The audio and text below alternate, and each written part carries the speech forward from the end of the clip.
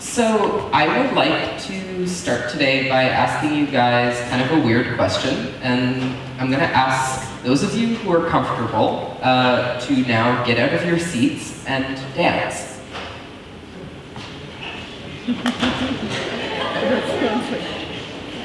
Awesome, thank you. So we have 5 or 6 people who are comfortable dancing, which is awesome, good for you guys. But I'd also like to ask those of you who didn't dance, why not? Is it because you're afraid that somebody would judge you for it, or that you'd be laughed at or perceived as stupid or ignorant for dancing? Do you press the button?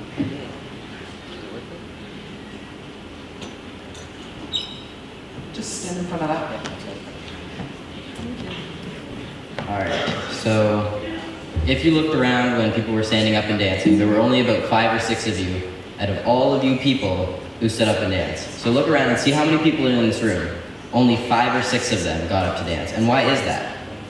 We're all here, and only 5 or 6 of you got up to dance. So like Eli mentioned, why didn't you? Is it because you were afraid of being judged, afraid of people staring at you thinking you were weird? Were you afraid you were the only one who was going to get up?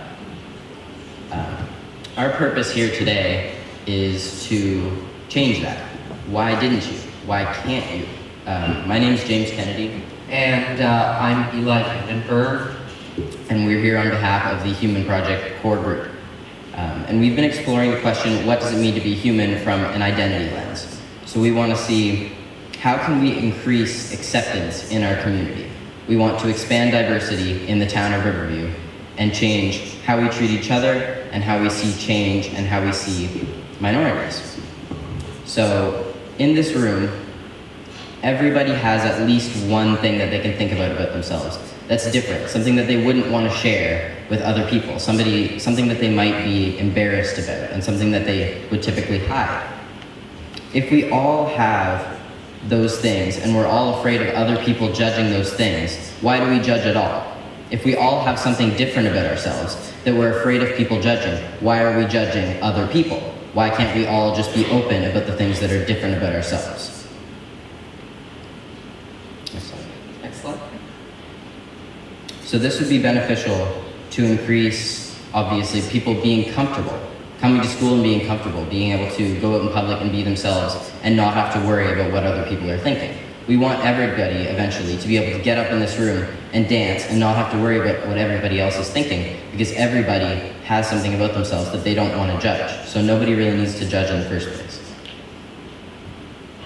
For example, 28% of LGBTQ plus youth stopped going to school because of being bullied. Just because of who they are. Just because other people see that as something that they've been taught is wrong. But why are we teaching people that this is wrong? I want to be able to change how our next generations are taught. We shouldn't be taught that it's wrong or weird or something out of the ordinary. We should always be taught from the time that we are this big that that is something completely normal, because it is. Everybody in this room probably knows at least one person who is part of the LGBTQ plus community, and somebody that they love who is part of the community that you would never judge.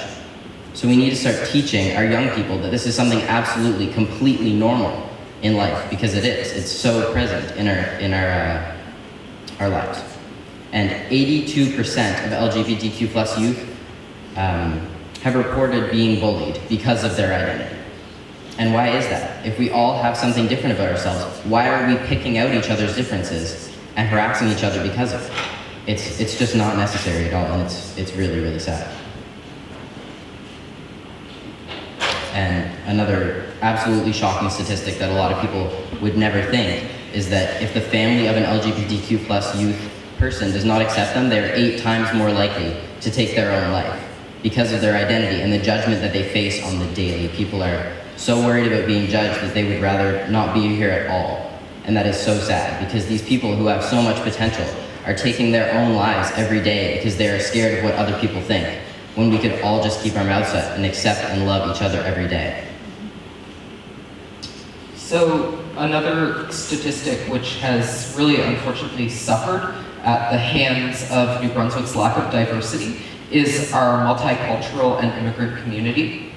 New Brunswick, sadly, has one of the lowest rates of multiculturalism and ethnic diversity in Canada. In New Brunswick, there are around 719,000 people, and of those 719,000, 688,000, or 95.7%, are white and of European descent. Aboriginal people make up about 2.5%, so roughly 17,000 people, and all other visible minorities make up only 1.9% of the entire population of New Brunswick. So that's around 13,000 citizens. If we look at perhaps Ontario, the province of Ontario, which has not only one of the largest rates of multiculturalism in Canada, but in the world, about 40% of the population there is a visible minority. And it's completely unacceptable that as a province that is so close to the ocean, that as a province where we can easily accept more immigrants, we're not. This is a real complication for our community because it means that we're not advancing our multiculturalist agenda by bringing in people who are going to better our education system with different points of view. And also with bringing in people that are parts of different cultures, like I mentioned, people are going to be exposed to this sort of diversity from the time that they're born. And having this sort of thing present in our community from the time that our children are young, it's going to teach them from such a young age that this is so normal and it's present in our everyday society. And there's no reason why it's taken so long for us to realize that all these things are perfectly normal. People in the LGBTQ plus community, all minorities, ethnicities, different cultures, they're all normal things. And so something that could absolutely be done in the community of Riverview is to open a safe space for LGBTQ plus people.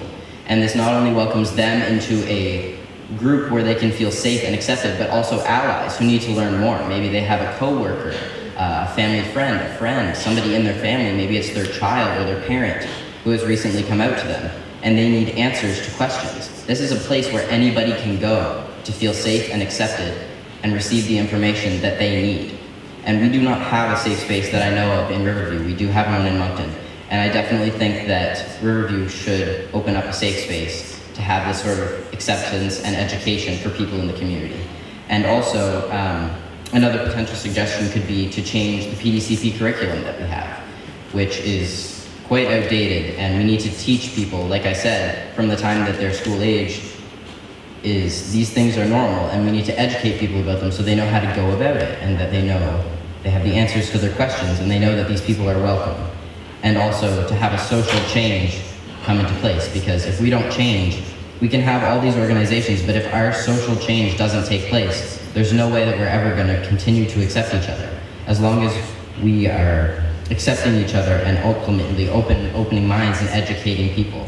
We want a more inclusive future, and that's what we want for our next generations, is to change the way that we see minorities and ultimately respect each other. Thank you.